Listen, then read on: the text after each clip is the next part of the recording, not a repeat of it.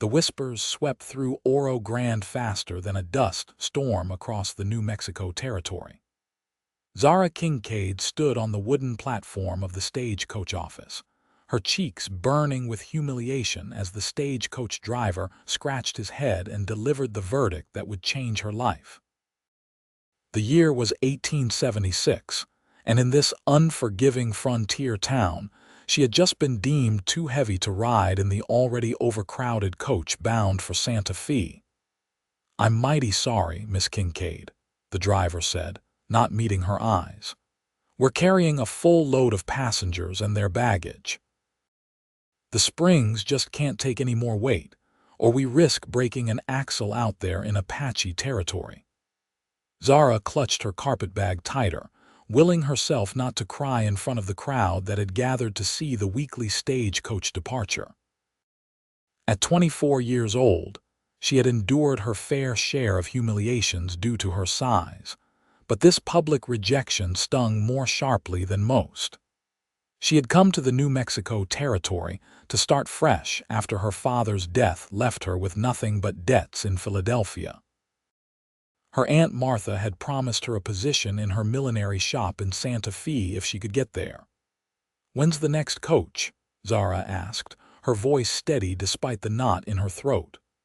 "Not for another 2 weeks, miss," the station manager replied, "and I can't promise it'll be any less crowded."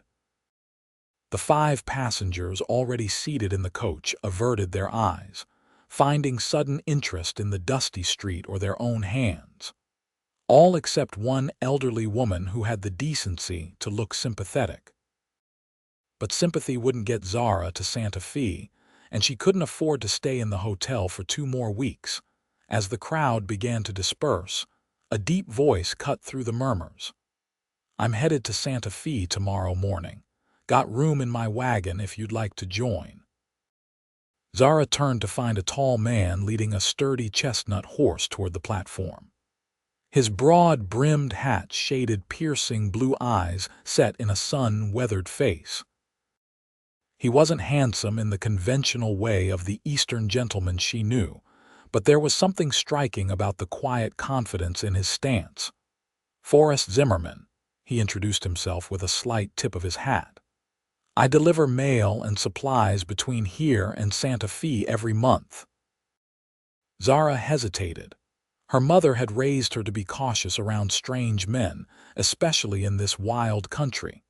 But the alternative was using the last of her money on a hotel room and hoping for better luck with the next Stagecoach.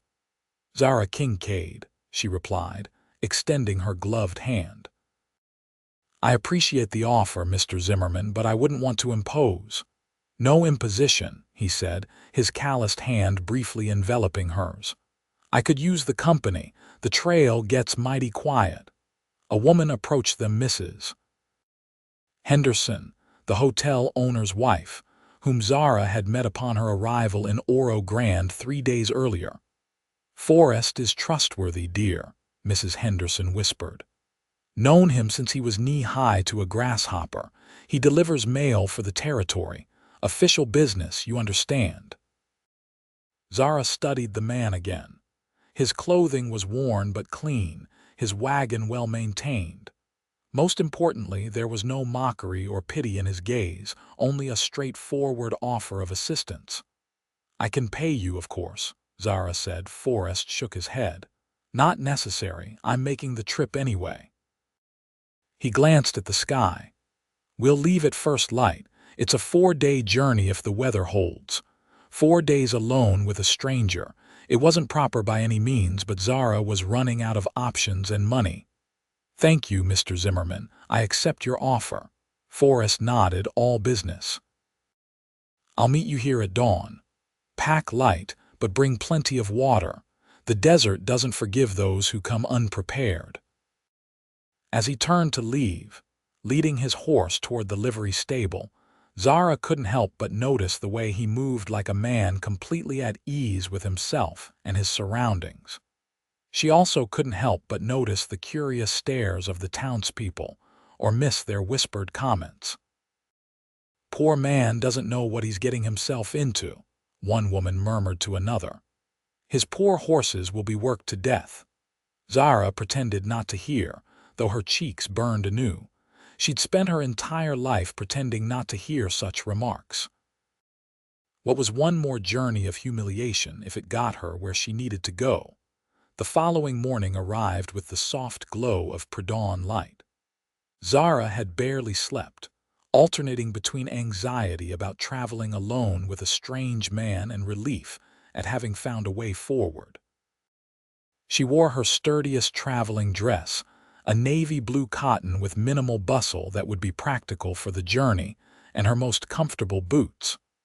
Her corset was laced as loosely as propriety allowed, knowing she faced long days sitting in a wagon. Forrest was already waiting when she arrived, his wagon loaded with mail bags, wooden crates, and supplies covered with a tarp. 2 strong draft horses stood in harness, seemingly unbothered by the early hour. "Morning, Miss Kincaid," he said, helping her with her 2 small bags. "Hope you slept well." "Well enough, thank you," she lied, noticing that he'd arranged a seat for her on the wagon bench with what appeared to be a folded blanket for cushioning. He assisted her onto the bench without comment or visible strain, though Zara was acutely aware of every pound of her weight as his hands briefly supported her. Once she was settled, he surprised her by not immediately joining her on the bench. "I'll be riding alongside for most of the journey," he explained, indicating the chestnut horse now saddled behind the wagon. "Keeps me alert, and the horses appreciate the lighter load." Zara's face flamed with understanding. Of course. Even this kind man didn't want to risk his wagon springs with her weight. "Mr. Zimmerman, if this arrangement is inconvenient, it's my usual way of traveling," he cut in, his expression betraying nothing but sincerity.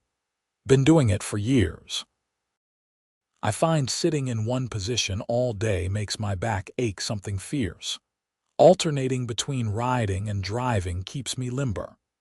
Whether it was the truth or a kind fabrication, Zara was grateful for his tact.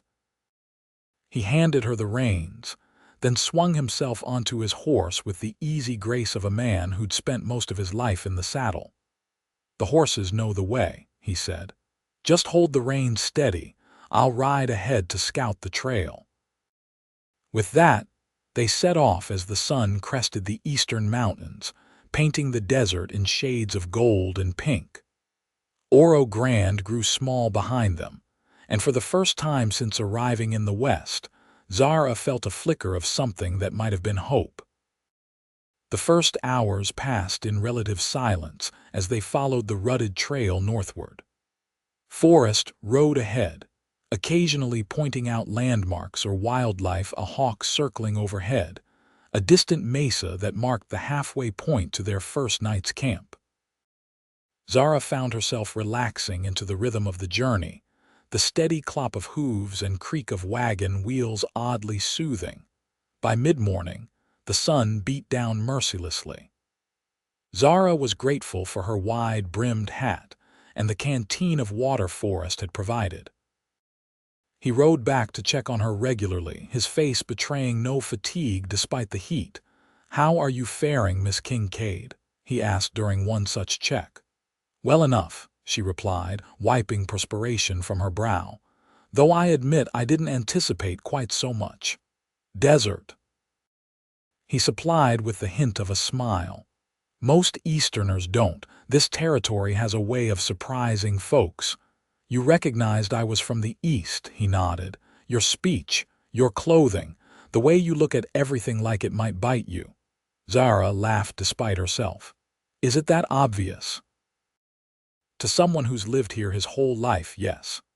He rode alongside the wagon now, close enough for conversation. "What brings you to New Mexico territory? Not many women travel here alone." "My aunt lives in Santa Fe.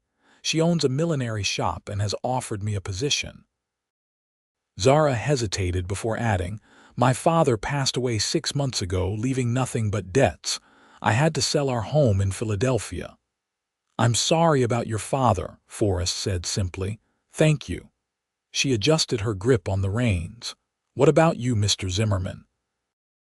Have you always been a mail carrier, more or less? Served with the Union Army during the war, then came west afterward. Found I had a talent for navigating territory others found challenging. The Postal Service was hiring, and here I am, 8 years later." Zara studied him with new interest. He couldn't be much older than 30, which meant he'd fought in the war as little more than a boy. That must have been difficult. War always is. His tone made it clear the subject was closed. "We'll stop for a midday rest up ahead. There's a small spring where we can water the horses." The spring turned out to be little more than a trickle of water emerging from rocks, surrounded by a patch of green in the otherwise brown landscape. Forrest helped Zara down from the wagon, his hands strong and sure at her waist. She tried not to notice how easily he lifted her or the surprising flutter in her stomach at his touch. He tended to the horses while Zara stretched her legs, wincing at the stiffness in her back and thighs. The sun was directly overhead now, and even in the small patch of shade provided by a scrubby juniper tree, the heat was oppressive. Forrest joined her, offering jerky, dried fruit and hardtack from his provisions. "Not fancy, but it'll keep us going." "It's perfect," Zara said, genuinely grateful. She'd packed some food as well but was saving it for later in the journey. "How much ground have we covered?" "About 15 miles. We'll make another 15 before sundown if all goes well." He gestured toward distant mountains. "We'll camp in that pass tonight. There's good water and some protection from the wind." Zara nodded, trying to hide her apprehension about camping in the open. Philadelphia had its dangers, but they were of a different sort than those found in the wild territory. "The land is safe enough," Forrest said, reading her expression. "I've made this journey hundreds of times, know every rock and cactus along the way." "It's not the land that concerns me," Zara admitted.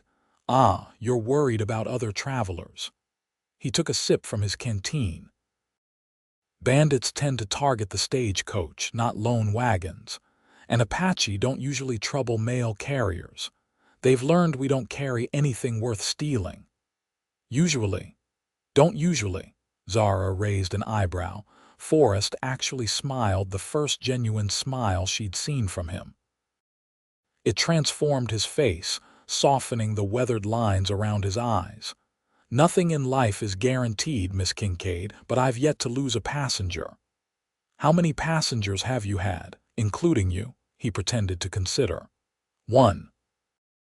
Despite her anxiety, Zara laughed, and Forrest's smile widened in response.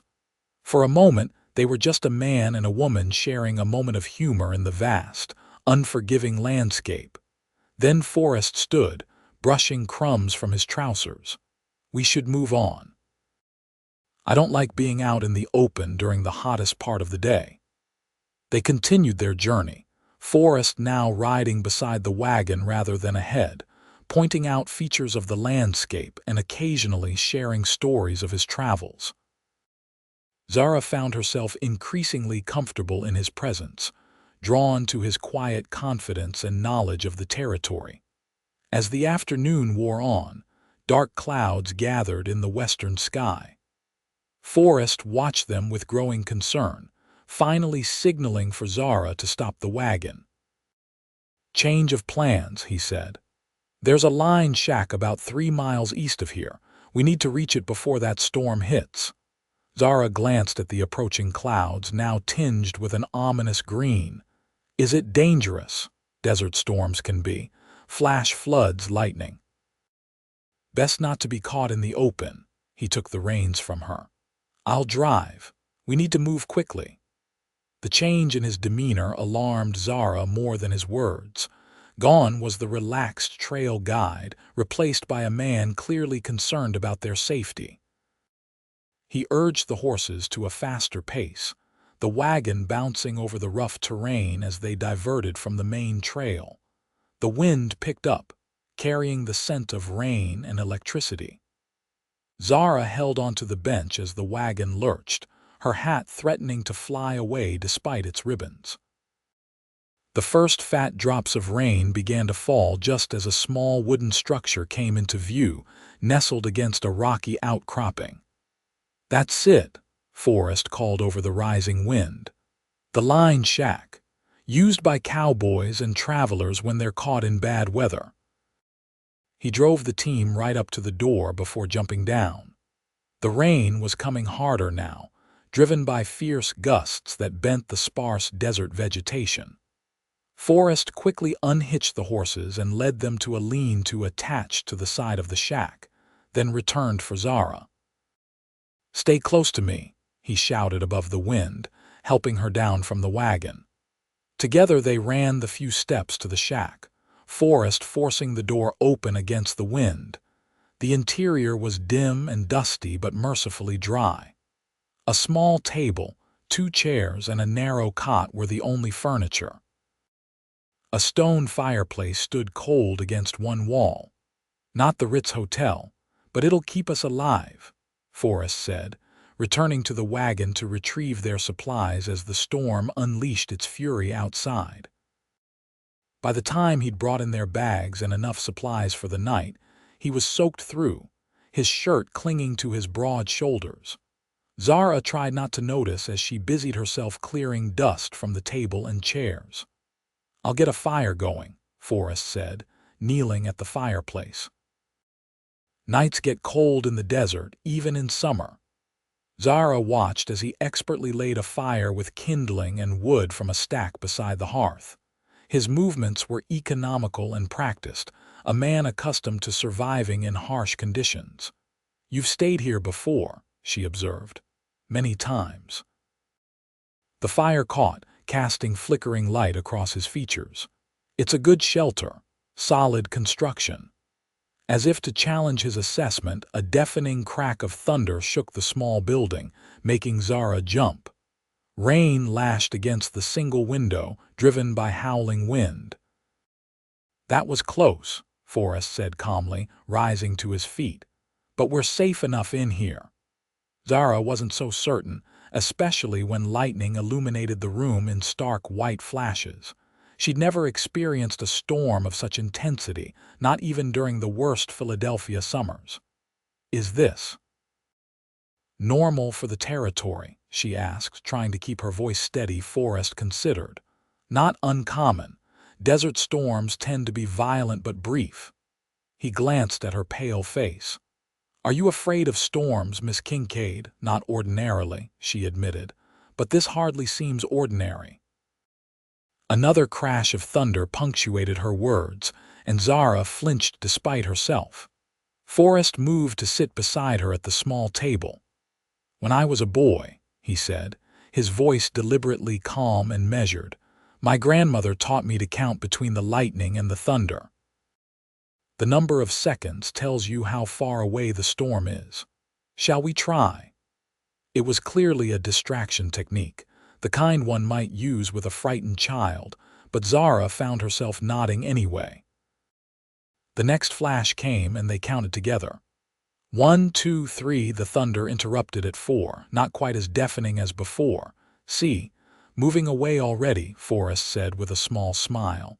"It'll pass soon enough." Zara realized he was treating her not with condescension but with genuine kindness. How long had it been since anyone had shown her such consideration? Certainly not the stagecoach passengers who had watched her humiliation without a word. "Thank you, Mr. Zimmerman," she said quietly. "For what?" "For not making me feel foolish, for helping me when no one else would." His expression softened. "Anyone would have done the same." "No," Zara said with certainty. "They wouldn't have, and we both know it." A moment of understanding passed between them, neither needing to articulate the reality of how the world treated those who didn't fit neatly into its expectations. Forrest stood abruptly. "I should check on the horses. Make sure the lean-to is holding." He donned his hat and slicker before venturing into the storm, leaving Zara alone with her thoughts by the crackling fire. She found herself wondering about this solitary man who traversed the dangerous territory alone month after month. What had shaped him into someone who would offer a ride to a stranded woman without hesitation or judgment? When Forrest returned, rain dripping from his slicker, he reported that the horses were secure and comfortable.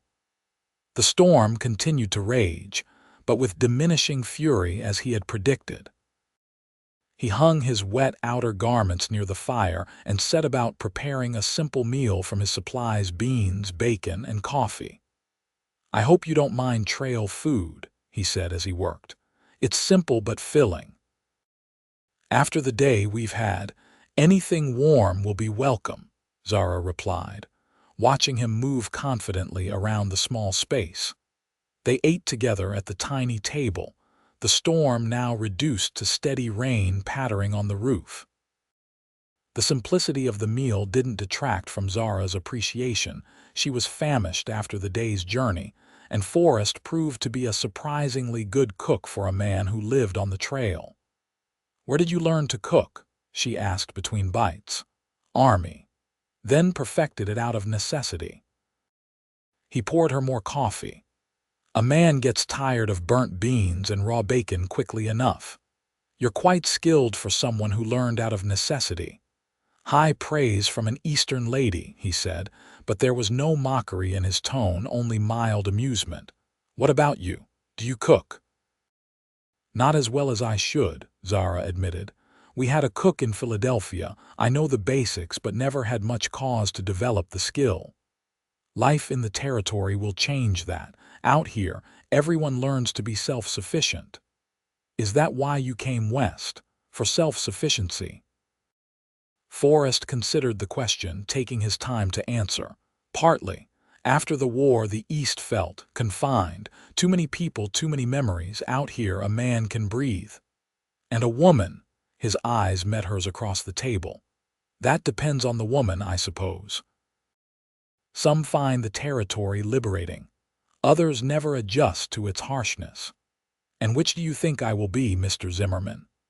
The question slipped out before Zara could consider its impertinence.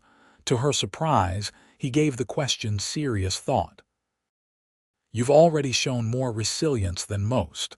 Not many would accept an offer to travel 4 days with a stranger after being humiliated in public." "I didn't have much choice," Zara reminded him. "There's always a choice. You could have stayed in Oro Grande, found work there until another opportunity presented itself. Instead, you chose to trust a man you'd never met and venture into unknown territory." He refilled his coffee cup. "That suggests a certain strength of character." Zara hadn't considered her decision in those terms. She'd seen it as desperation rather than courage. "Perhaps you're right," she said thoughtfully. "Though I'm not sure I would have been so brave without your offer." "Sometimes we need someone to believe in us before we can believe in ourselves," Forrest said quietly, and Zara had the distinct impression he was speaking from personal experience. The conversation lulled into comfortable silence as they finished their meal. Forrest insisted on cleaning up while Zara tended the fire. Outside, the storm had dwindled to a gentle rain, and the sky was beginning to clear to the west. "We should rest," Forrest said, laying out his bedroll on the floor near the fire. "Dawn comes early and we've lost time with the storm. I'll need to push harder tomorrow to keep to schedule." Zara glanced at the single narrow cot against the wall, then at Forrest's arrangement on the floor. "Mr. Zimmerman, I can't take the only bed while you sleep on the floor." "You're not," he said simply. "I'm choosing the floor. Sleep better on solid ground anyway." She doubted the truth of that statement but recognized it as another of his tactful accommodations. The cot's narrow frame would likely not support her weight comfortably, and they both knew it, though Forrest would never say so. "Nevertheless, I insist you take the cot," Zara said firmly. "I've imposed enough on your journey." Forrest looked up at her, genuine surprise crossing his features. "You're not an imposition, Miss Kincaid, and I won't take the only proper bed from a lady." "Then perhaps we're at an impasse," she said with unexpected lightness. A smile tugged at the corner of his mouth. "Seems so. But as the person who slept on this floor at least 24 times before, I believe I have the stronger claim to it." Zara couldn't help but laugh at his logic. "Very well, Mr. Zimmerman. You win this round." His smile widened at her acquiescence, and Zara felt an unexpected warmth that had nothing to do with the fire. She turned away to prepare for sleep, suddenly aware of the impropriety of their situation alone together in this tiny shelter, miles from civilization. Yet somehow, she felt safer with Forrest Zimmerman than she had in many supposedly proper situations back east. As she settled onto the cot, pulling the blanket over herself fully clothed except for her boots, she watched Forrest bank the fire for the night. His profile in the dying firelight was strong and thoughtful, his movements deliberate. Not for the first time, she wondered what experiences had shaped him. "Good night, Mr. Zimmerman," she said softly. "Good night, Miss Kincaid," he replied, stretching out on his bedroll. "Sleep well. Tomorrow will be a better day." In the darkness, listening to the gentle rain and Forrest's deep, even breathing, Zara found herself believing him. The rain had cleared by morning, leaving the desert air unusually fresh and cool. Zara woke to the smell of coffee and bacon, finding Forrest already dressed and cooking at the small fireplace. "You're an early riser," she observed, quickly tidying her hair before joining him. "Habit," he replied, handing her a tin cup of strong coffee. "We've got clear weather today, but the trail will be muddy. Best to make an early start." They ate a quick breakfast, then packed their belongings. Outside, the desert had been transformed by the rain. Puddles dotted the normally dusty ground, and the sparse vegetation seemed to have greened overnight. Even the air felt different, cleaner, carrying the scent of wet earth and sage. "It's beautiful," Zara said, surprised by how the harsh landscape had changed. "Desert blooms after rain," Forrest said, checking the horses.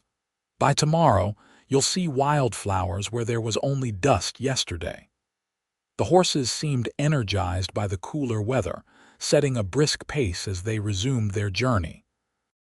True to Forrest's prediction, the trail was muddy in places, requiring careful navigation, but the wagon's wheels held firm. He rode alongside rather than ahead today, occasionally taking the reins when the path grew particularly treacherous. "Tell me about Santa Fe," Zara requested as they traveled. "I've only read about it in newspapers." "It's different from eastern cities," Forrest said. "Older in some ways, founded by the Spanish long before the English settled the Atlantic coast. Adobe buildings instead of brick and wood. More Mexican and Indian influence in the food, language, everything really. And my aunt's shop, do you know it? Martha Kincaid's millinery. Everyone knows it. Best hats in the territory, or so the ladies tell me." He glanced at her. "You've never visited her before?" Zara shook her head. "She and my father were estranged. Family disagreement from before I was born. We corresponded occasionally, but this will be our first meeting." Forrest frowned slightly. "And she's expecting you, of course. I sent a telegram before leaving Philadelphia, and she replied with the offer of work." Zara hesitated. "Why do you ask?" "Just making certain," he said, but something in his tone made Zara uneasy. "Family can be complicated." "You have family in the territory?" "Not anymore. My parents died when I was young. Grandmother raised me until I enlisted. She passed while I was at war." "I'm sorry," Zara said. "No brothers or sisters. Had a brother, lost him at Gettysburg." The simple statement carried such weight that Zara felt a lump form in her throat. "The war took so many." "Too many," he agreed quietly. They rode in silence for a while, each lost in private thoughts. By midday, The sun had dried much of the mud, making travel easier. They stopped for a brief rest near a small arroyo where rainwater had collected, allowing the horses to drink deeply. Zara found herself watching Forrest as he cared for the animals, noting the gentle way he spoke to them and how they responded to his touch. "You have a way with them," she observed. "Horses are honest creatures," he replied. "Treat them well, they'll do the same for you, unlike people." "You don't think much of people, Mr. Zimmerman," he straightened, considering her question.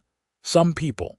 Most are just trying to survive, same as any creature, but some take pleasure in causing pain." His eyes met hers. "I've seen both kinds." "As have I," Zara said softly, thinking of the countless small cruelties she'd endured throughout her life due to her size. "Though perhaps not to the extent you have."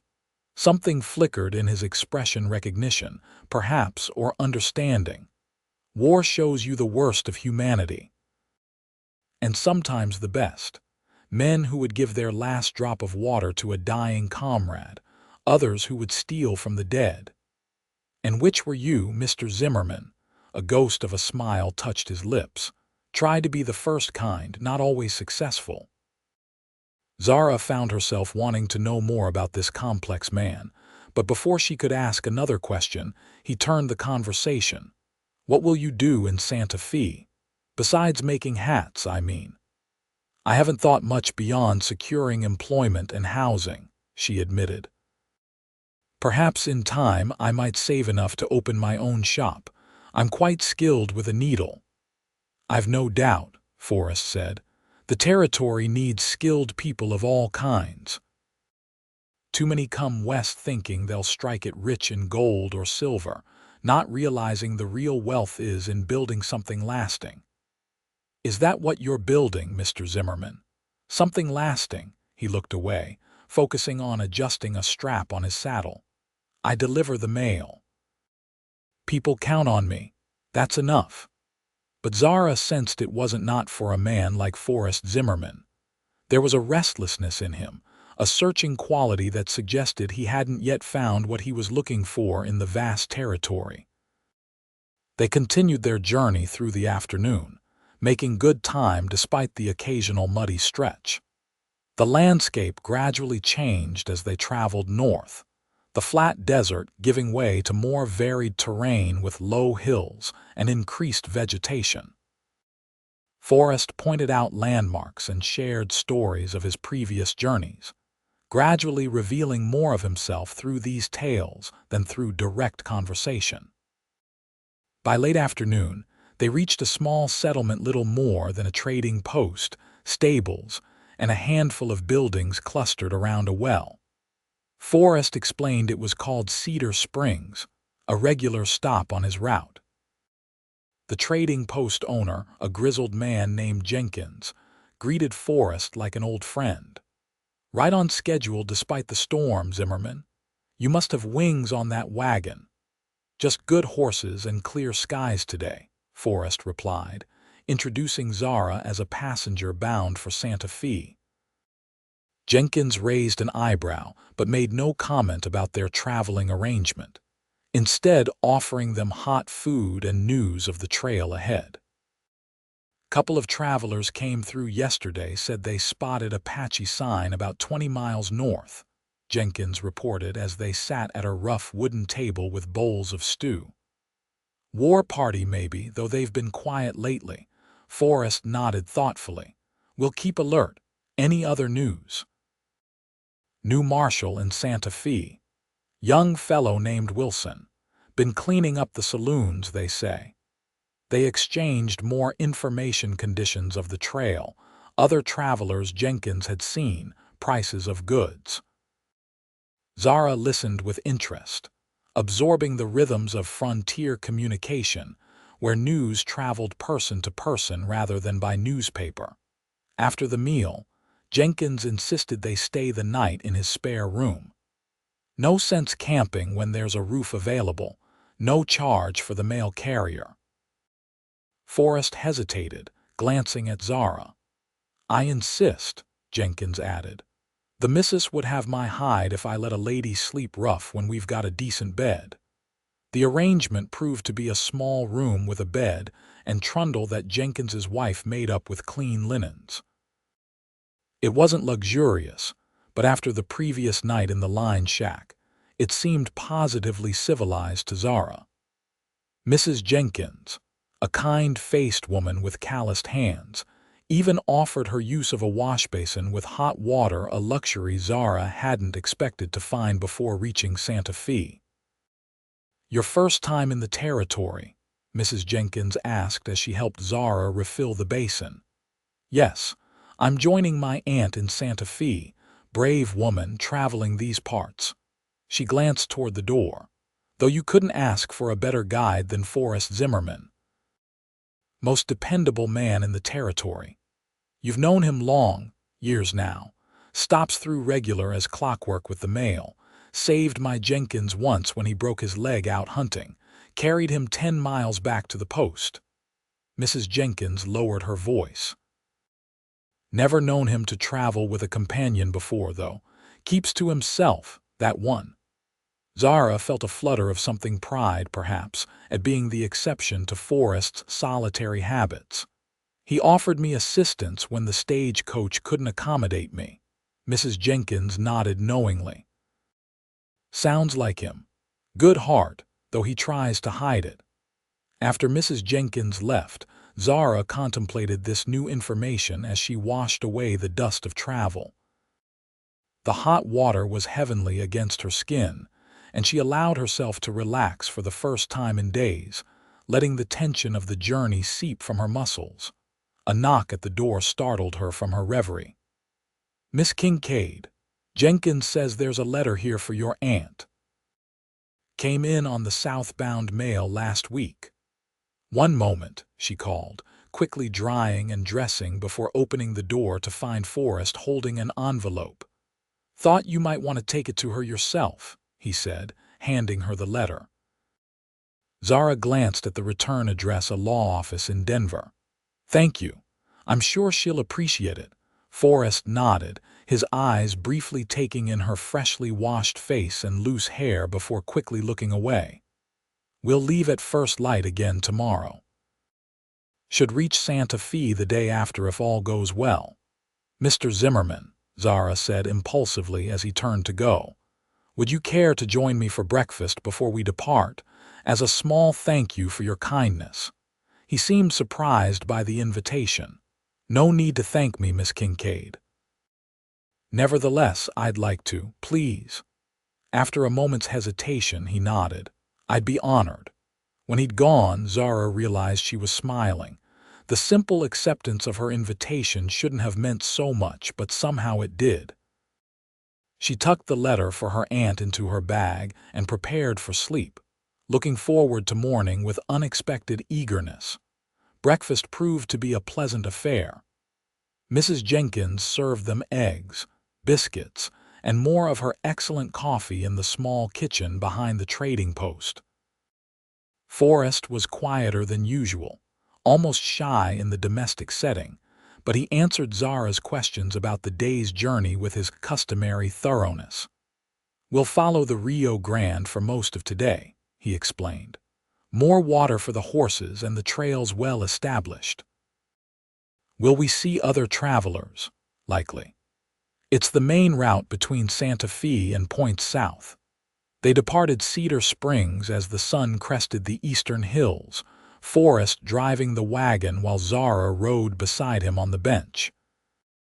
He'd explained that the trail along the river was easier on the horses, making his usual practice of riding separately unnecessary.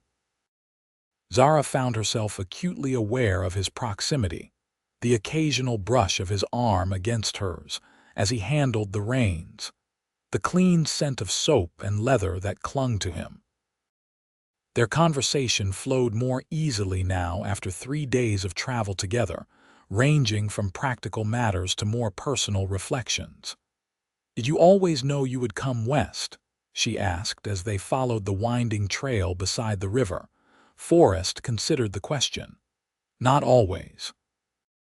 But after the war, I couldn't imagine staying in Indiana. Everything felt small, confining. And here, he gestured toward the vast landscape stretching around the mountains in the distance, the ribbon of the river, endless sky. Room to breathe, room to forget. What are you trying to forget, Mr. Zimmerman? The question was bold, perhaps too personal, but something about the journey had eroded the usual boundaries between them. He was quiet for so long that Zara thought he wouldn't answer. When he finally spoke, his voice was low and measured. The war changes a man, makes him do things he never thought himself capable of.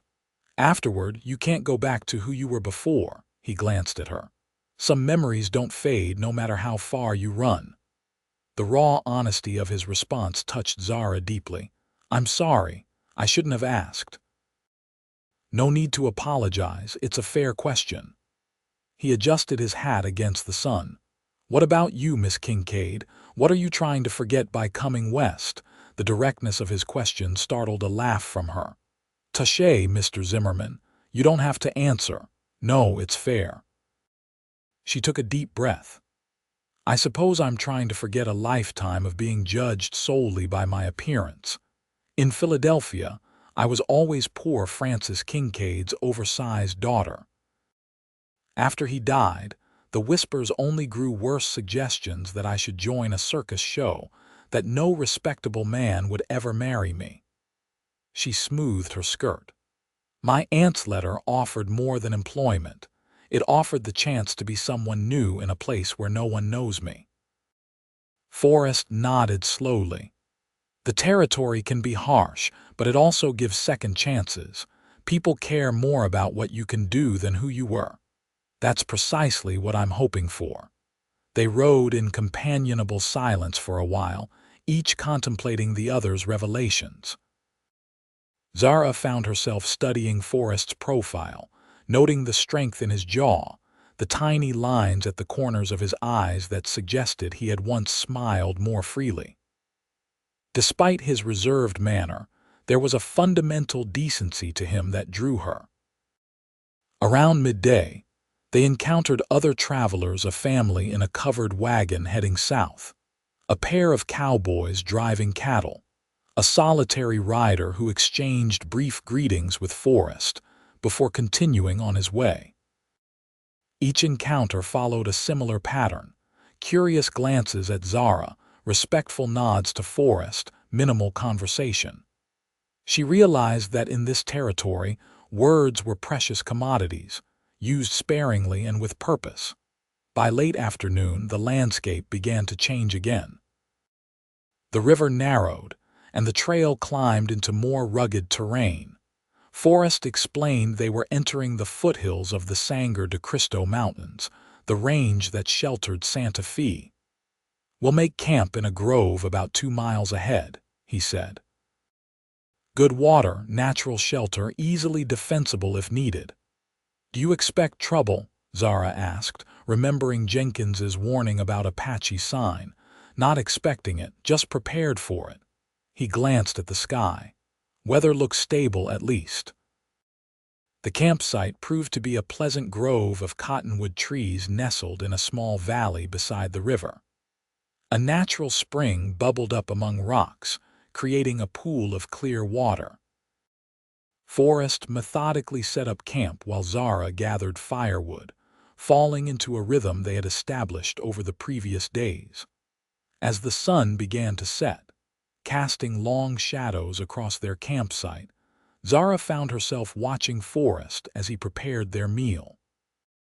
There was something mesmerizing about the competent way he moved, the economy of his gestures, the quiet strength in his hands as he built the fire and set coffee to boil. You're staring, Miss Kincaid, he observed without looking up. Zara felt heat rise in her cheeks. I was just admiring your efficiency. You make camping seem almost civilized. A smile tugged at his mouth. High praise from a city lady. I'm learning that city lady may not be who I am anymore, she said thoughtfully. These past days have shown me I'm capable of more than I realized. Forrest looked up at that, meeting her eyes across the fire. Most people are. They just need the right circumstances to discover it. And the right guide, Zara added softly. Something shifted in his expression, a warming, a softening around the eyes. For a moment, Zara thought he might say something meaningful, but instead he turned his attention back to the cooking pot. "Dinner's ready," he announced. "Nothing fancy, but it'll keep body and soul together." They ate by firelight, the stars emerging one by one in the vast desert sky. The food was simple beans, salt pork, biscuits, but satisfying after a long day's travel. Afterward, they sat in comfortable silence, sipping coffee and watching the flames. "Will you return to Oro Grande after delivering me to Santa Fe?" Zara asked eventually. "That's my route," Forrest replied. "Oro Grande to Santa Fe and back once a month. It seems a solitary life," he shrugged. "I'm accustomed to it, prefer it usually." Usually, their eyes met across the fire and something unspoken passed between them. "Some company is better than solitude," he said finally, his voice low. Zara's heart quickened at his words, at the implication that her company was welcome rather than merely tolerated. "I've enjoyed our journey more than I expected to," she admitted, "despite the circumstances that necessitated it." "As have I," Forrest said simply. The moment stretched between them, filled with possibilities neither seemed ready to articulate. Finally, Forrest cleared his throat and stood. "Dawn comes early. We should rest." He gathered the dishes, rinsing them quickly in the stream before returning to the fire. "One more day to Santa Fe." One more day. The words sent an unexpected pang through Zara. Tomorrow, their journey would end. She would meet her aunt, begin her new life, and Forrest Zimmerman would continue his solitary circuit through the territory. The thought left her strangely melancholy. "Mr. Zimmerman," she said as he spread his bedroll on the opposite side of the fire. "Forrest, thank you for everything." He looked up, surprised by her use of his first name. "You're welcome, Miss Kincaid." "Zara," she said. "Please call me Zara." A smile touched his lips, genuine, warming his entire face. "Zara, then. Sleep well. Tomorrow will be a good day."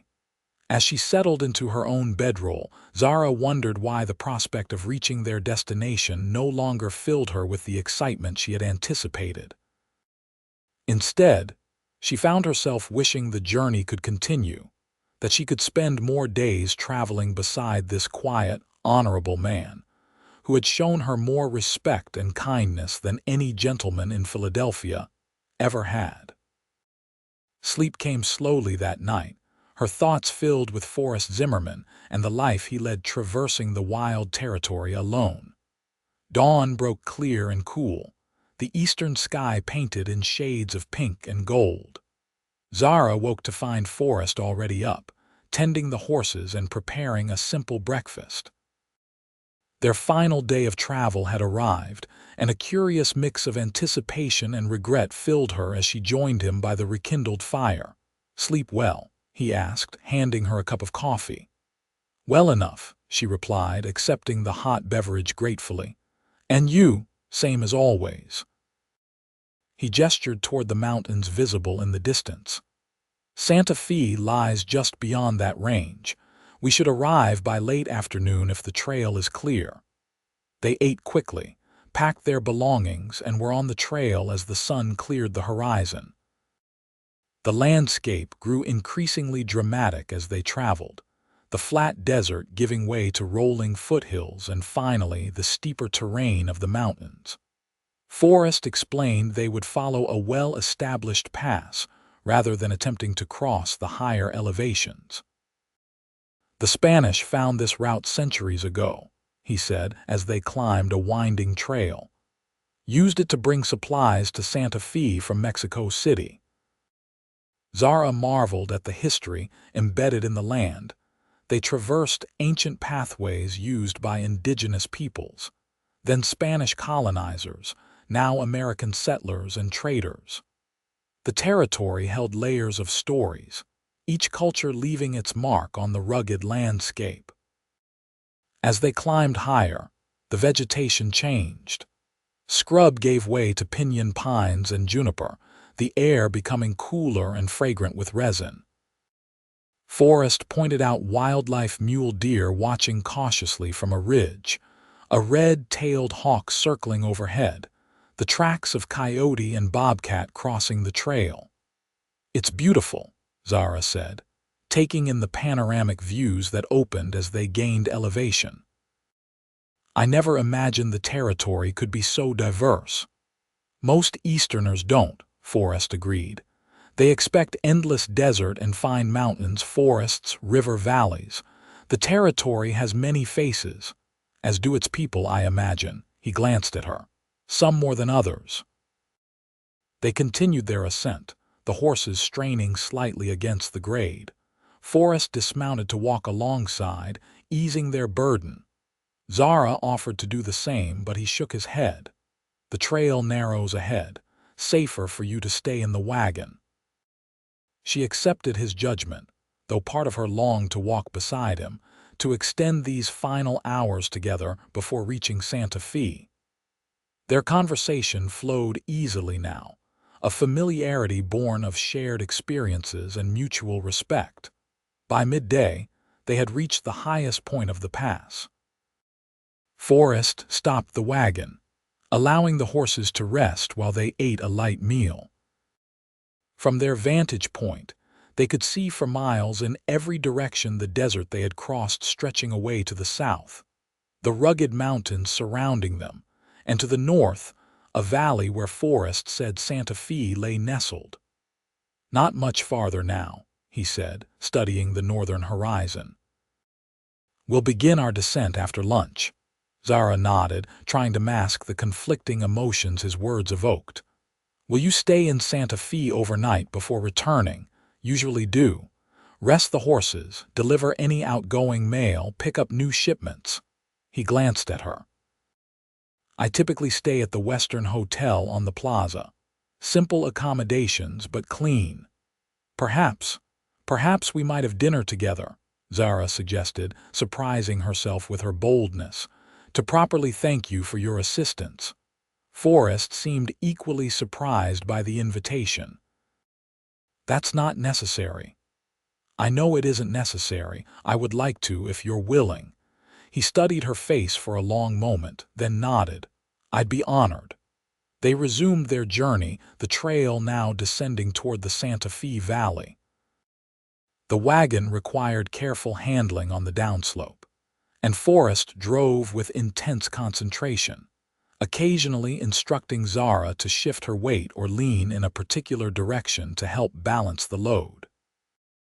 As they descended, signs of civilization began to appear: fenced pastures, small homesteads, finally a proper road with wheel ruts worn deep by regular traffic.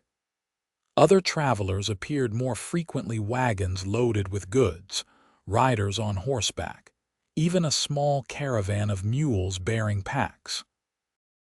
By late afternoon, they crested a final rise, and Santa Fe spread before them, a sprawling collection of low adobe buildings nestled in the valley, the spire of a church rising above the others, surrounded by farms and orchards watered by a network of irrigation ditches.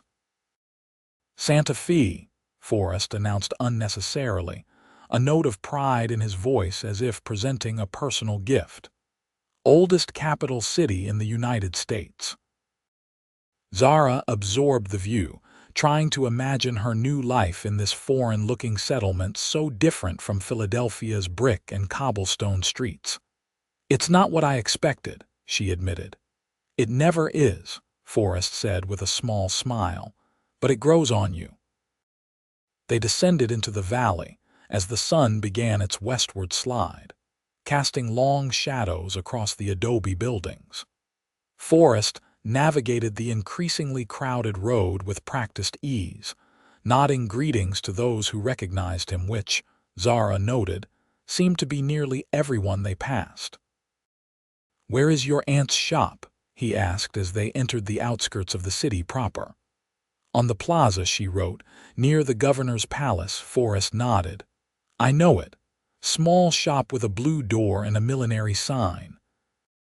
They proceeded through narrow streets lined with adobe buildings, some plastered and whitewashed, others showing the natural earth tones of the clay. People of diverse backgrounds walked the streets, Anglo settlers like themselves, Mexican families who had lived there for generations, Native Americans from nearby pueblos selling wares, Chinese laborers who had come to work on the railroads. Finally, they reached the central plaza, a large open square surrounded by shops, government buildings, and the ornate facade of a Catholic church. Forrest guided the wagon to a small shop with the promised blue door, a wooden sign above it depicting a lady's hat. Kincaid Millinery, he said, bringing the wagon to a stop. End of the line, Miss Kincaid. Zara felt a curious reluctance to descend from the wagon to end this unexpected journey that had brought her not just to Santa Fe, but to a new understanding of herself and the territory. Forrest must have sensed her hesitation, for he made no move to help her down immediately. Your aunt will be pleased to see you, he said gently, and relieved you arrived safely. Yes, of course, Zara agreed, gathering her resolve. I've taken enough of your time. Forrest jumped down from the wagon and came around to help her descend.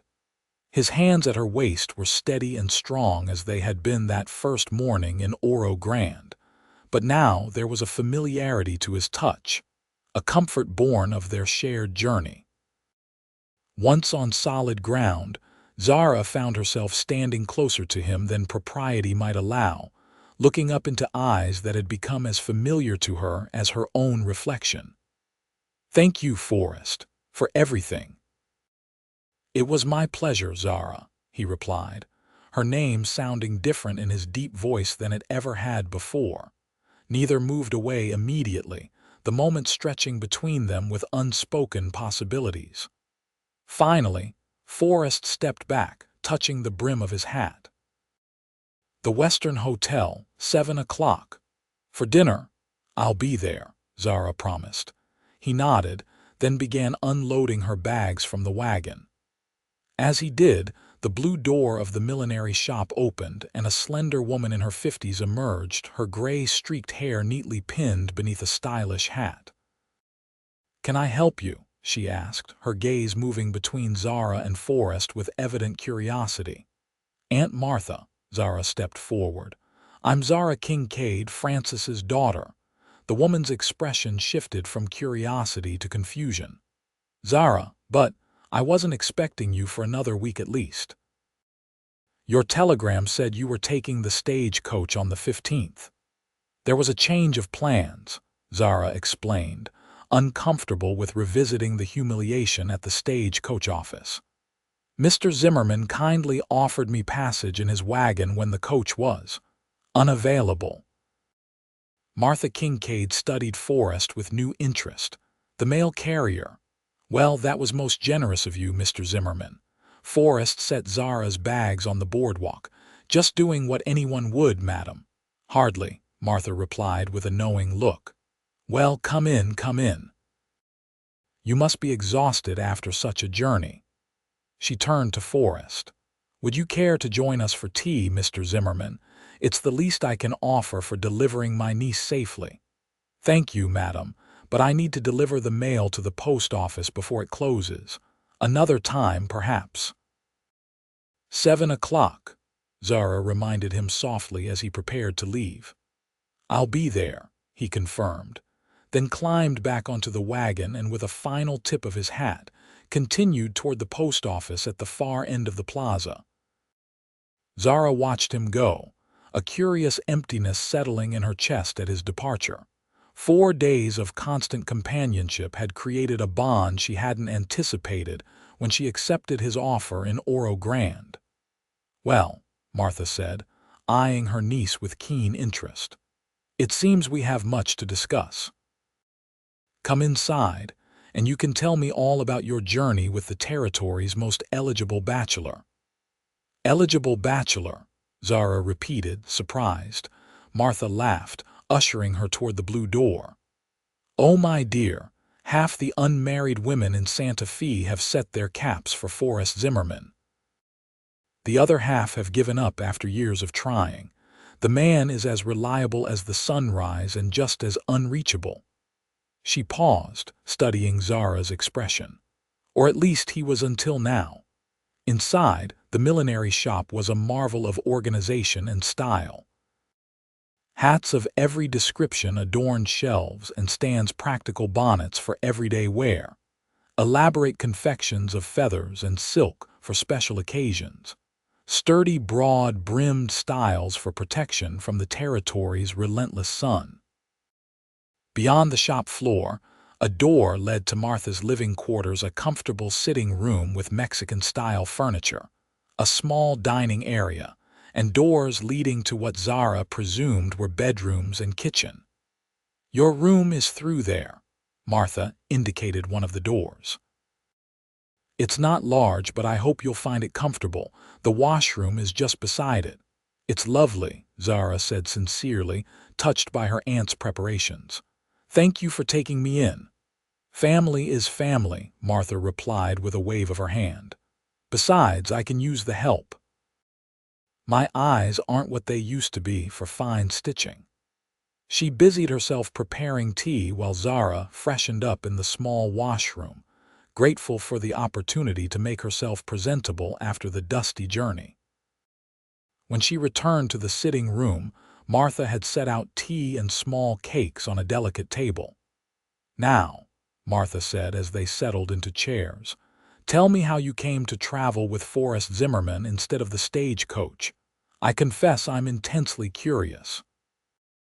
Zara hesitated, then decided honesty was the best approach with her forthright aunt.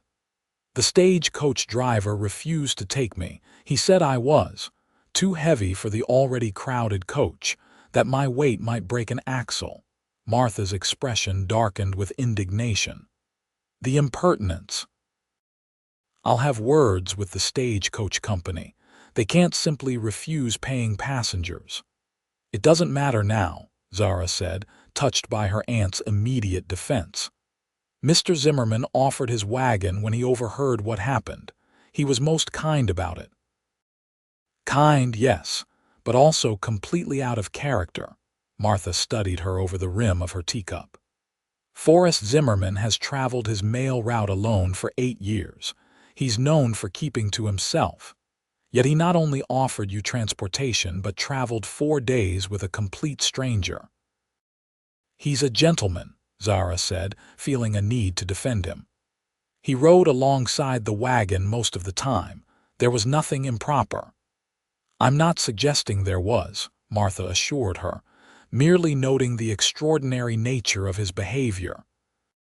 "Forrest is well respected in Santa Fe, but he's not known for going out of his way for strangers." She tilted her head thoughtfully. "And now you're having dinner with him." Zara felt her cheeks warm. "Just as a thank you for his assistance." "Of course," Martha said, a smile playing at the corners of her mouth. "Well, we'll need to make sure you look your best, won't we? I have a lovely new dress that should fit you with only minor alterations." Before Zara could protest, Martha was leading her to a workroom behind the shop where dozens of fabric bolts were stacked on shelves and half-finished hats adorned wooden forms. From a cabinet, she withdrew a dress of deep blue silk with modest but flattering lines. "This was a commission that was never collected," Martha explained. "The lady changed her mind about the color after I'd already cut the fabric. With a few adjustments, it should fit you perfectly." Zara ran her fingers over the luxurious material. "It's beautiful, but I couldn't—" "Nonsense. Consider it a welcome gift. Besides, it's gathering dust here." Martha held it up against Zara's figure. "Yes, this will do nicely with a slight adjustment at the waist and shoulders. Let me take your measurements." As Martha worked, Zara found herself telling her aunt more about the journey, the storm that forced them to shelter in the lined shack, the stop at Cedar Springs, the breathtaking landscapes they had traversed.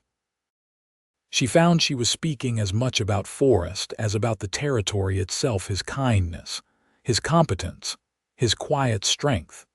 Martha listened with knowing eyes, making occasional comments but mostly allowing Zara to talk.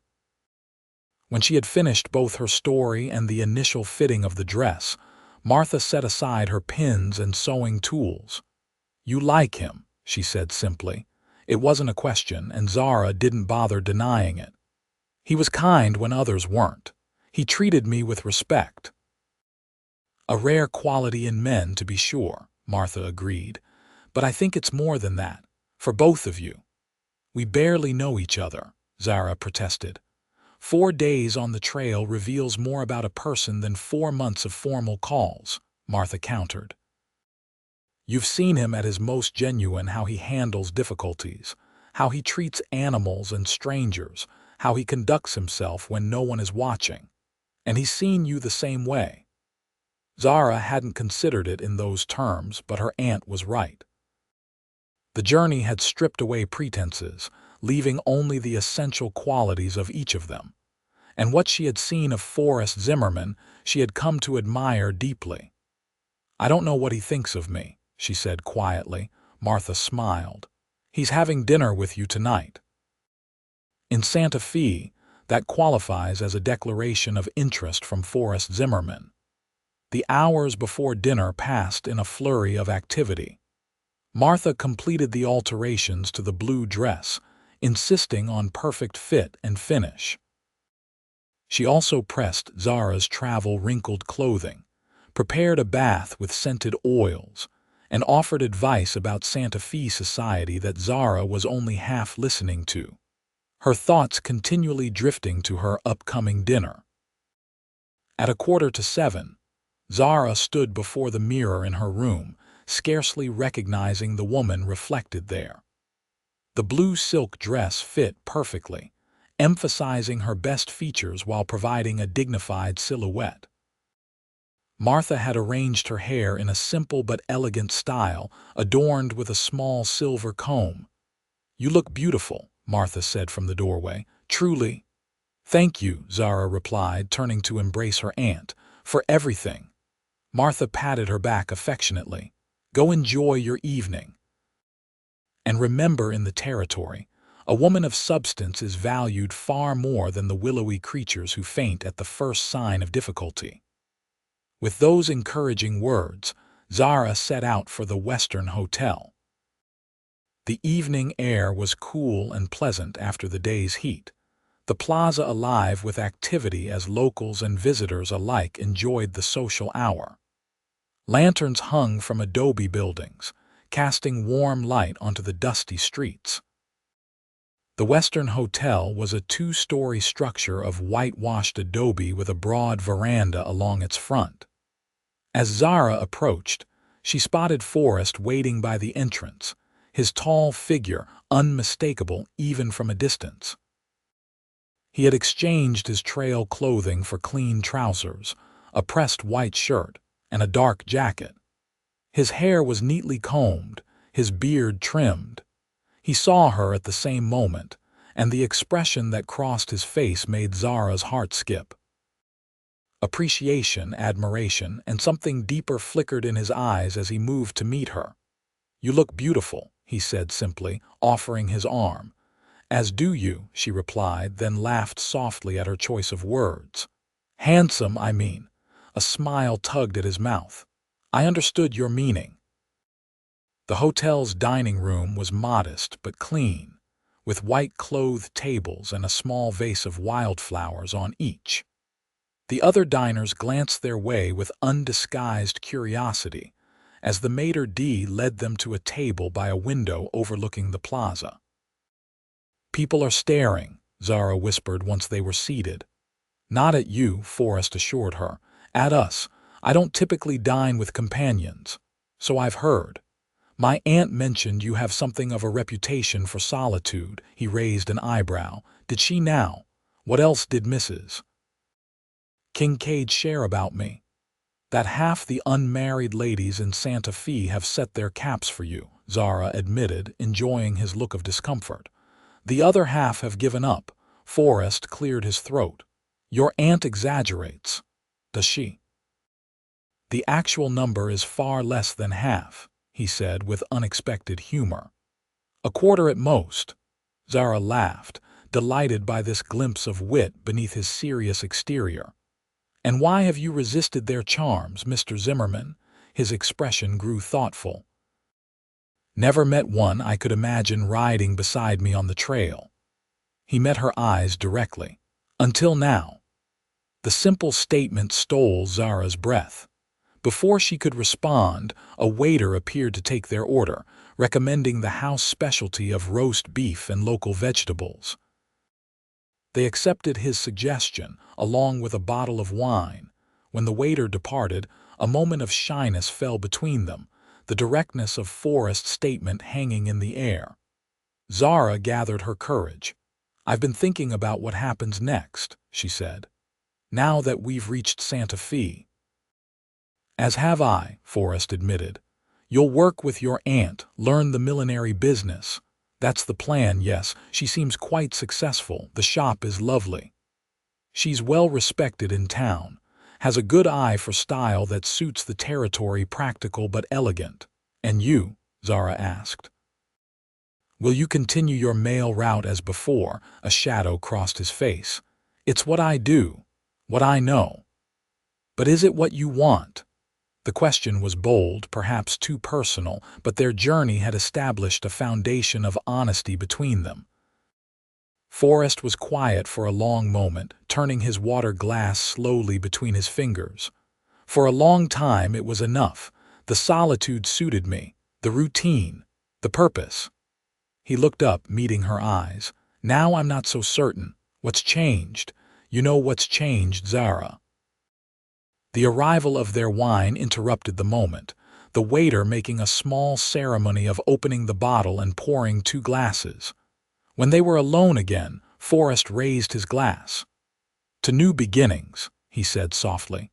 "To new beginnings," she echoed, touching her glass to his. The wine was rich and warm, nothing like the delicate vintages served at Philadelphia dinner parties.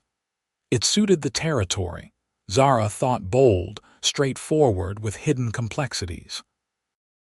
Their conversation shifted to lighter topics through the excellent meal, Zara's first impressions of Santa Fe, Forrest's recommendations for places she should visit, mutual observations about the differences between East and West. Yet beneath the casual exchange ran a current of deeper meaning, of possibilities neither was quite ready to articulate. As they finished their dessert, a delicious local pastry flavored with honey and pine nuts, Forrest finally returned to their earlier discussion. "I've been considering changes," he said, setting down his coffee cup. "The Postal Service has offered me a permanent position in Santa Fe, station manager. It would mean less travel, more stability." "You're considering it?" Zara asked, surprised by this revelation. "I am now." His gaze was steady, leaving no doubt about the timing of his reconsideration. "It would mean being in one place most of the time, having a proper home instead of a series of camps and way stations." "That sounds like a significant change for a man who values his solitude." "Some things are worth changing for." The simple statement held such weight that Zara felt tears prick at her eyes. No one had ever suggested she was worth changing for. Quite the opposite, the men who had courted her in Philadelphia had always implied she was the one who needed to change, to become less somehow. Less opinionated, less substantial, less herself. "Forrest," she began, uncertain how to express the emotions his words had stirred. He reached across the table, covering her hand with his. "I'm not asking for anything, Zara. It's too soon for that. I just want you to know that meeting you has made me reconsider what I want from life." "I feel the same," she admitted. "These past days have changed me. Shown me possibilities I never imagined." His fingers tightened gently around hers. Then perhaps we could explore those possibilities together, slowly, properly. I'd like that very much. They finished their coffee hand in hand, the simple connection saying more than words could express. When the meal concluded, Forrest escorted her back to Martha's shop, walking slowly through the lamplit streets of Santa Fe, neither rushing to end their evening. At the blue door of the millinery, they paused. The plaza was quiet now, most of the shops closed, only the distant sounds of a saloon piano disturbing the peace of the evening. "May I call on you tomorrow?" Forrest asked. "I could show you more of the city if you'd like." "I would like that," Zara replied. "Though I should help Aunt Martha in the shop for part of the day." "In the afternoon, then, 3 o'clock. Perfect." They stood in momentary silence, the air between them charged with unspoken feelings. Finally, Forrest took her hand and raised it to his lips, pressing a gentle kiss to her knuckles. "Good night, Zara Kincaid. Sleep well." "Good night, Forrest. Thank you for dinner and for everything else," he smiled, releasing her hand reluctantly. "The pleasure was entirely mine." Zara watched him walk away, his tall figure soon disappearing into the shadows of the plaza.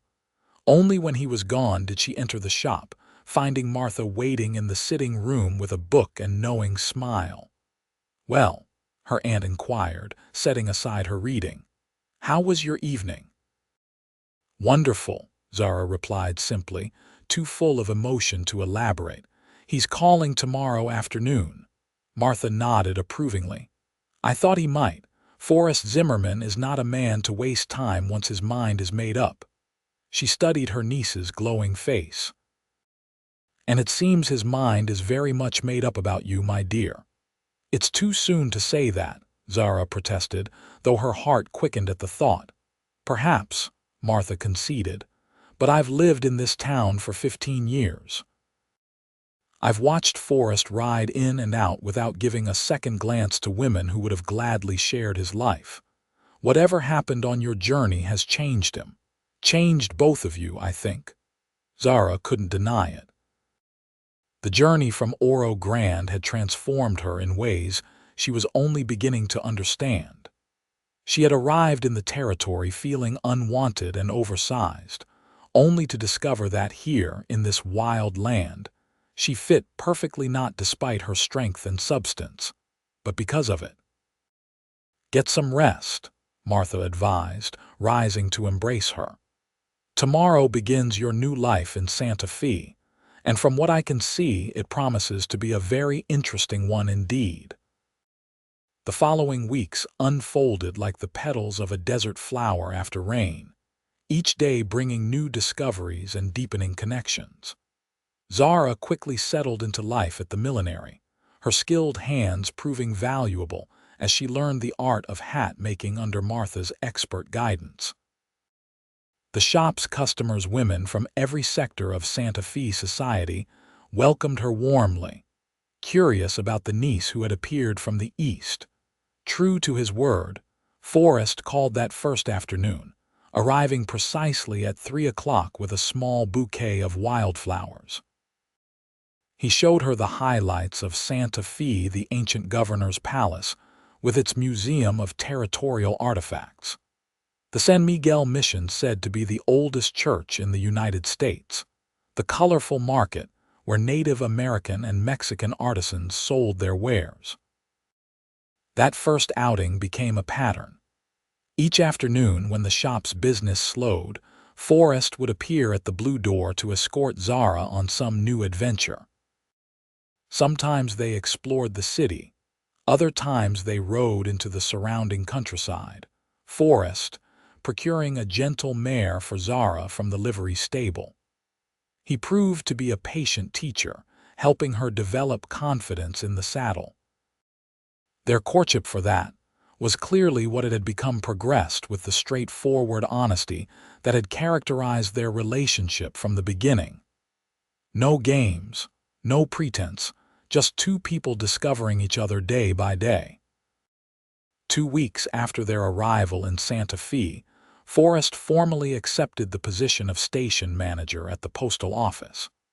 The announcement caused a stir in the small community, where his monthly comings and goings had been as reliable as the phases of the moon for nearly a decade. "People are saying you're the reason Forrest finally settled down," Martha told Zara one evening as they closed the shop. "Mrs. Henderson at the hotel is positively beside herself with curiosity. She's been trying to matchmake him with her niece for years." Zara felt her cheeks warm. "We're merely keeping company. It's much too soon for talk of settling down." "Is it?" Martha raised an eyebrow. "The territory moves at its own pace, dear. Life is too uncertain here to waste time on prolonged courtships." Whether it was the territory's influence or their own inclinations, Zara and Forrest's relationship deepened rapidly. Their shared experience on the trail had laid a foundation of trust and mutual respect that might have taken months to develop under more conventional circumstances. Each knew the other's character in fundamental ways: how they faced danger, how they adapted to hardship, how they treated those who needed assistance. 1 month to the day after their arrival in Santa Fe, Forrest invited Zara to dinner at the Western Hotel again. This time he seemed unusually nervous, fidgeting with his napkin and twice knocking over his water glass. "Is everything all right?" Zara asked after the second spill. "You seem distracted." Forrest took a deep breath, reaching into his jacket pocket. "I've been carrying this around for a week, waiting for the right moment." He placed a small velvet box on the table between them. "I'm not good with fancy words, Zara, but I know what I want, and that's a life with you if you'll have me." Zara stared at the box, her heart pounding. "Forrest." "You don't have to answer now," he said quickly. "I know it's soon. Too soon, maybe, but I've never been more certain of anything in my life."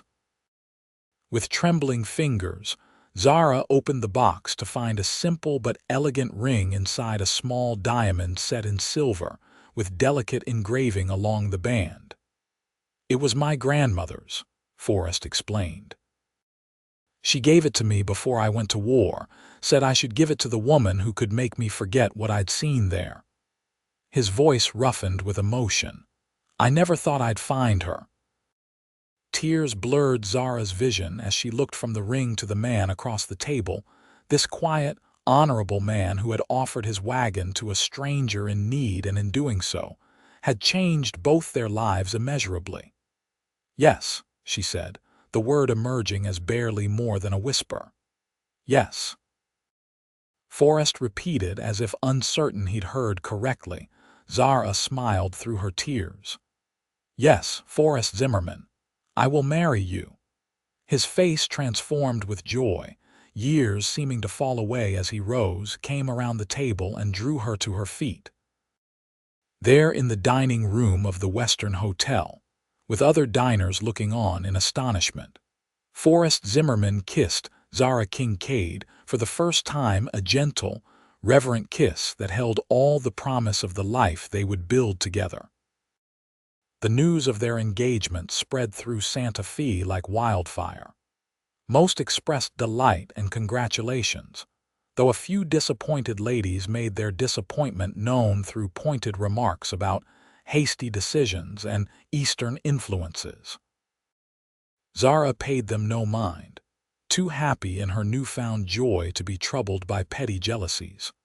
Martha was ecstatic, immediately beginning plans for a wedding dress and offering the couple the apartment above the millinery as their first home. "It needs some renovation," she acknowledged, "but it would be perfect for newlyweds, and you'd be close to both our businesses." Forrest agreed readily, his practical nature seeing the advantages of the arrangement. Together, they began transforming the upstairs space into a comfortable home, Forrest working evenings and Sundays to install new windows, repair flooring, and build furniture to Zara's specifications. Their wedding was set for October, when the aspen trees in the mountains would turn gold and the worst summer heat would have passed. It would be a simple ceremony at the small Episcopal church, followed by a celebration in the plaza with food, music, and dancing. As the weeks passed, Zara found herself increasingly at home in Santa Fe. The initial strangeness of the adobe buildings, the mixture of languages and cultures, the harsh beauty of the landscape all had become familiar, even beloved. She had made friends among the shop's customers and Forrest's colleagues, establishing a place for herself in the tight-knit community. The day before their wedding arrived with perfect autumn, weather crisp mornings giving way to sun-warmed afternoons, the sky an impossible blue above the adobe buildings. Zara spent the morning in the shop with Martha, finishing the last details on her wedding dress, a creation of ivory silk with subtle embroidery that flattered her figure without attempting to disguise her natural shape. In the afternoon, Forrest arrived unexpectedly at the shop door, his expression unreadable. "Isn't it bad luck to see the bride before the wedding?" Martha scolded, attempting to block his view of Zara in her half-pinned dress. "Just need to borrow her for an hour," Forrest said. "There's something I want to show her." Martha relented, helping Zara change quickly into a day dress. "Don't be too long," she cautioned. "We still have preparations for tomorrow." Outside, Forrest's wagon waited, the same wagon that had brought Zara to Santa Fe 2 months earlier. But today it was decorated with ribbons and flowers, the bench adorned with cushions. "What's this?" Zara asked, laughing as he helped her up. A surprise. He climbed up beside her, taking the reins. "The last one before you become Mrs. Zimmerman tomorrow." They drove out of the city, following the road toward the mountains. Zara had grown to love these excursions, the opportunity to see the wild beauty of the territory with a guide who knew its every nuance. Today, Forrest seemed particularly eager to reach their destination, urging the horses to a brisk pace. After half an hour, they turned onto a smaller trail, then finally stopped at the edge of a meadow. A small adobe house stood in the center, surrounded by cottonwood trees turning golden in the autumn light. A creek ran along one edge of the property, and beyond it rose the dramatic backdrop of the Sangre de Cristo Mountains. "What do you think?" Forrest asked, watching her face closely. "It's beautiful," Zara replied honestly. "Whose home is this?" "Ours, if you want it." He took her hand. "I've been negotiating with the owner for weeks. He's moving to California, wants to sell quickly. It needs work, but the foundation is solid. There's good water, grazing land for horses, enough flat ground for a garden." Zara stared at him in amazement. "You bought us a house. Only if you approve. We can stay above the shop as planned if you prefer being in town. But I thought—" He gestured toward the mountains, the meadow, the little house waiting in the sunshine. "I thought you might like a place of our own, room to grow." Tears filled Zara's eyes as she understood the full extent of his gift, not just a house, but a future. A place where they could build a life together, perhaps raise children, certainly find the peace that had eluded him since the war. "It's perfect," she whispered, squeezing his hand. "Absolutely perfect." The relief and joy on his face was worth every difficulty, every humiliation that had led her to this moment. In a strange way, she found herself grateful to the stagecoach driver who had refused her passage from Oro Grande. Without his rejection, she might never have found her way to this meadow, this man, this life stretching before her filled with promise. "Should we go inside?" Forrest asked, still watching her with that look of wonder that never failed to warm her heart. "Not yet," Zara said, moving closer to him on the wagon bench. "First, I want to thank you properly for this magnificent surprise." She leaned forward and kissed him, pouring into the embrace all the love and gratitude she felt for this man who had seen her worth when others could not. When they finally parted, Forrest rested his forehead against hers. "What did I do to deserve you, Zara Kincaid? You offered your wagon to a woman too heavy to ride in the stagecoach," she replied simply. "And in doing so, you offered me a journey to a life I never imagined possible." "Our journey is just beginning," he promised, holding her close as the autumn sun gilded their future home with golden light. "And I plan to ride beside you every step of the way." The following day, Zara Kincaid became Zara Zimmerman in a ceremony filled with the warmth and community spirit that characterized Santa Fe. The small church overflowed with well-wishers, Martha's customers, Forrest's colleagues and friends, merchants from the plaza, even Mrs. Jenkins, who had traveled all the way from Cedar Springs for the occasion. Afterwards, the celebration spilled into the plaza, where tables groaned with food representing every cultural tradition of the territory: Mexican enchiladas, Native American fry bread, traditional Anglo roasts and pies, Chinese noodle dishes from the railroad workers. Music filled the air as a local band played tunes that blended Spanish guitars with American fiddles, and couples danced under strings of lanterns hung between the adobe buildings. As the newly married couple took their place for the first dance, a hush fell over the gathering. Forrest, who claimed to have 2 left feet, moved with surprising grace as he guided Zara through the simple waltz. His eyes never left her face, his expression one of quiet joy that touched the hearts of even the most cynical observers. "Have I told you how beautiful you are today, Mrs. Zimmerman?" he asked softly as they danced. "Several times," Zara replied with a smile, "but I don't tire of hearing it. Good, because I don't intend to stop reminding you." His hand tightened at her waist. "Not today, not tomorrow, not 50 years from now." The promise brought tears to Zara's eyes. 50 years. You're very optimistic, Mr. Zimmerman. I have reason to be." He guided her through a turn. "We have a home waiting for us, work we both enjoy, and each other. What more could we need?" "Nothing," Zara agreed, the simple truth of it filling her with contentment. "Absolutely nothing." As the sun set over Santa Fe, painting the adobe buildings in shades of gold and rose, the celebration continued. Forrest and Zara moved among their guests, accepting congratulations and well wishes, sharing their happiness with the community that had embraced them both. Martha watched with tears in her eyes as her niece blossomed in the light of Forrest's love, more confident and radiant than she had ever seen her. Later, as the evening cooled and stars appeared in the velvet sky, the newlyweds slipped away from the festivities. Forrest's wagon waited at the edge of the plaza, now decorated with flowers and ribbons and a hand-painted sign that read, "Just married."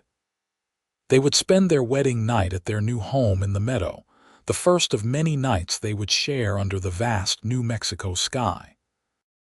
As Forrest helped Zara onto the wagon bench, the same bench where their journey together had begun, she caught his hand, pulling him close for a kiss that held the promise of their future.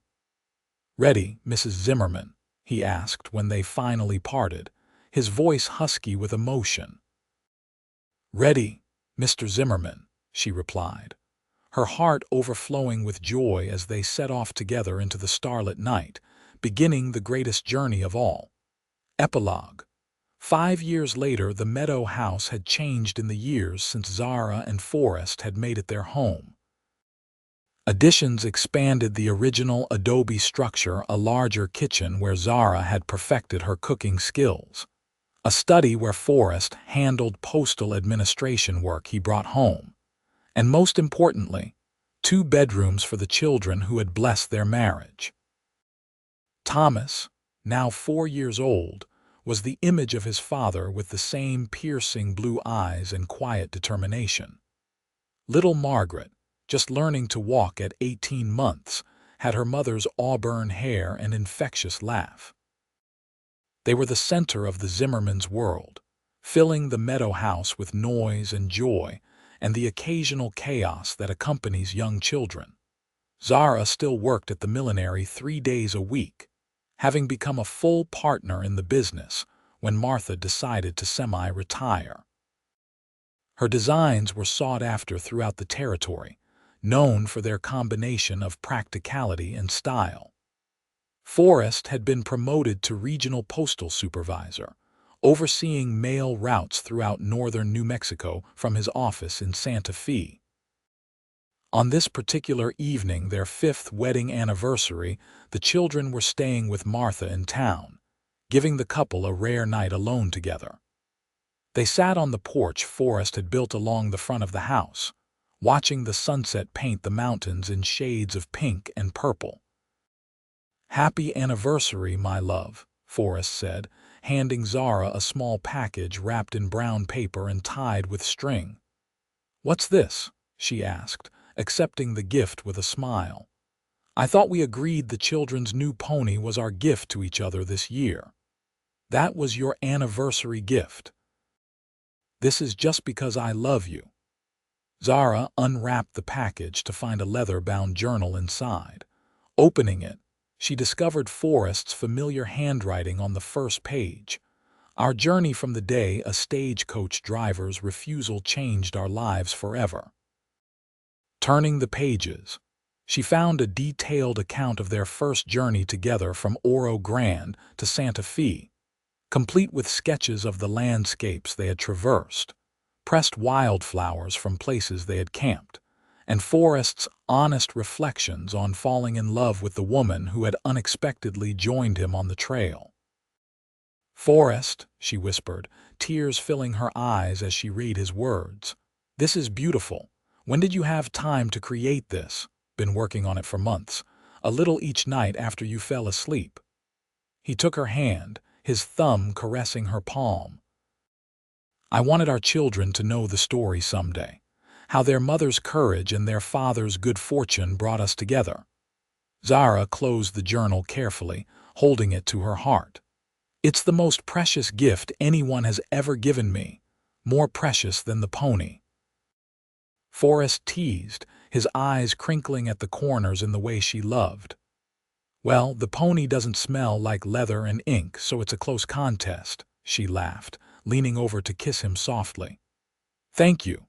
For this, for our home, for our beautiful children, for seeing me when others looked away." Forrest drew her into his arms, his expression growing serious. "You know, I've never once regretted offering you a place in my wagon that day, not once in 5 years. Even when I insisted on repainting the entire house last summer," Zara asked with a smile. "Even then."